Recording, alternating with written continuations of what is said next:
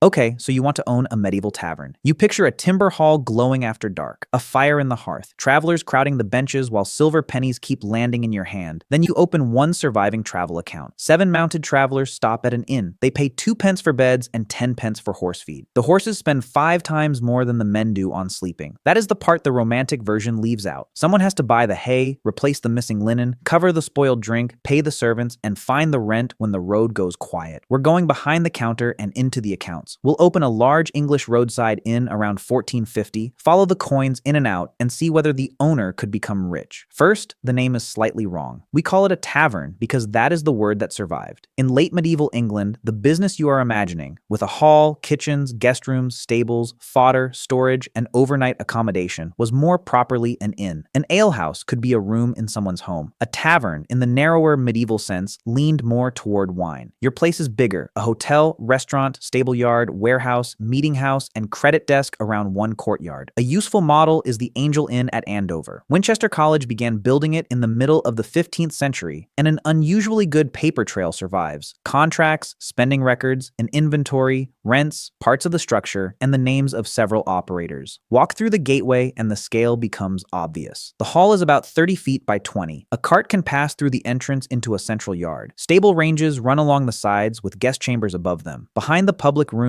sit kitchens, parlors, cellars, ovens, latrines, mangers, racks, and a hay barn. Reconstructions suggest around 16 chambers, with room for perhaps 50 or 60 people. This is not somebody's front room with a barrel in the corner. It is a transport business with beds upstairs. The location does most of the heavy lifting. A prosperous market town brings in traders, officials, livestock dealers, craftsmen, messengers, and people moving between larger towns. They arrive with different needs. One wants supper, another wants a private chamber. A merchant needs his cloth kept dry. A servant needs somewhere cheap to sleep. Anyone arriving on horseback brings another mouth to feed, and that mouth is not willing to wait until morning. The building is laid out to turn each need into a charge. The gate brings in the cart. The yard holds the horse. The stable creates a fodder bill. The hall sells food and drink. Upstairs, the bed adds another fee. Lockable rooms and cellars turn cargo into storage income. A traveler therefore enters as several customers at once. You can charge for his meal, his drink, his bed, his animal, his goods, and occasionally the credit that keeps him spending after his cash runs short. That is what you are buying: a place on the road where tired people have fewer alternatives than they did 6 hours earlier. Before the first penny reaches your hand, though, someone has to build the place. The Angel appears to have cost about £400 to construct. The carpentry contract alone came to £90. Those figures only look small because medieval money is written with familiar symbols. £1 held 240 pence, so £400 meant 96,000 silver pennies. Now compare that with a working wage. The carpenter used in the inn, historians' comparison, earned about 5 pence a day. Divide 96,000 by 5, and you get 19,200 days of skilled labor. At roughly 260 working days a year, the building represented almost 74 years of one carpenter's wages. One inn, 74 working years. Fortunately for you, that £400 probably is not your bill. Winchester College owns the property. It pays for the walls, timber, yard, and land. You come in as a tenant and rent the chance to make money inside them. That helps, but it does not mean you open cheaply. The landlord has bought an asset that can earn rent for decades. You still have to turn an empty building into a functioning inn by tomorrow morning. The guest rooms need frames, mattresses, sheets, blankets, and spares for everything that gets torn, stained, stolen, or worn thin. The hall needs tables, benches, cups, serving vessels, and cooking equipment. The stable needs straw, hay, oats, racks, tools, buckets, and room for tack. Then comes opening stock. You need malted grain, ale or beer, wine, bread, meat, fish, cheese, salt, candles, firewood, and fodder before the first guest walks in. Some of it will spoil, some will feed your own household, some will quietly leave in a servant's apron or a traveler's bag. You also need cash that does nothing except sit there until something goes wrong. A merchant may ask to settle after market day. A regular customer may run an account. A supplier may refuse to unload without payment. On paper, you can be profitable and still find yourself unable to buy tomorrow's bread. That reserve is part of the business. So are the movable goods. The landlord can wait years for rent to repay his construction cost. You cannot wait years for a guest to clear his tab. Your money has to keep circling through barrels, bedding, fodder, wages, repairs, and credit, then return to the cash chest before the next set of bills arrives. The fixed charge arrives regardless. Early rent at the Angel was about £8 a year. That is 1,920 pence. pence, equal to roughly 384 carpenter days at 5 pence each. The annual rent alone represented about a year and a half of a skilled carpenter's cash wages, and rent has no interest in your excuses. Empty beds, a weak harvest, a washed-out road, a town fair that never happened. £8 is still £8. The grand building belongs to the college. What you acquire is the obligation to keep it full, stocked, heated, staffed, and paid for. Then you have to hire the people who make any of that possible. A large inn is not run by one cheerful owner standing behind a jug. It is run by a household, and usually a tired one. Your spouse may handle stores, accounts, brewing, food, servants, or all five. Children and relatives fetch water, clean rooms, carry dishes, and help when market day fills the yard. Live-in workers cook, tend horses, change bedding, haul fuel, watch the gate, and deal with guests who arrive long after everyone else has gone to bed. Family labor keeps the cash wage bill lower. That does not make the work free. The household receives food, clothing, lodging, and whatever income survives at the end of the year. A modern profit calculation can easily mistake unpaid family effort for a large operating margin. Outside labor still costs coin. Broad wage benchmarks put a male laborer at around 3 pence a day, near 1,400, and closer to 4 pence by 1,500. Women often receive between half and 3/4 of male cash wages, although servants' food, clothing, and accommodation make a neat comparison difficult. Brewing adds another workload. Women performed much of England's ale production in earlier medieval communities, although larger commercial businesses increasingly passed into the hands of better capitalized operators. Somebody still has to malt, mash, heat, cool, ferment, move, store, and serve the drink. The stable needs someone competent too. A careless hostler can waste oats, lose tack, mishandle an animal, or cause an argument worth more than a week of drink sales. Guests may accept a lumpy mattress. They will remember a valuable horse leaving your yard lame. Your supply chain begins with grain, and grain touches almost everything. It becomes bread for the table, malt for ale